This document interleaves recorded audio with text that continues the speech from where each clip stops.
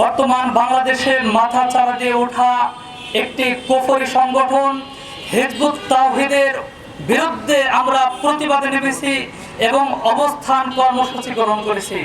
মুহতারাম হাজিরিন, আমার বড় আফসোস হয় যে এই হিজবুত তাওহীদের যিনি প্রতিষ্ঠাতা বাইজিদ খান পন্নী, তার শেষ জীবনের অবস্থান আমার জন্মস্থান জেলা টাঙ্গাইলে। এটা আমার জন্য আফসোসের বিষয়। এরকম এক খবিসের অবস্থান, তার জন্ম এবং বসবাস আমার টাঙ্গাইল জেলার হয়েছে।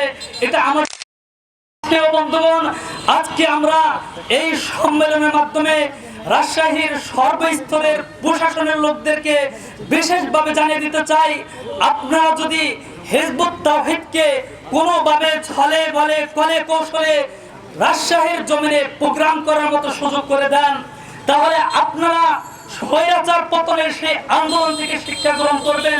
এদেশের তাওহীদ জনতা স্বৈরাচার পতনের আন্দোলন করেছে।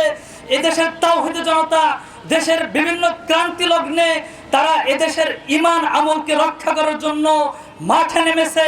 আপনারা যদি এই রাজশাহীর জমিনে এরকম কোনো কিছু করার সুযোগ করে দেন, তাহলে রাজশাহীর সর্বস্তরের ওলামায়ে কেরাম এবং তাওহীদ জনতা প্রয়োজনে আপনাদের বিরুদ্ধেও অবস্থান গ্রহণ করবে ইনশাআল্লাহ।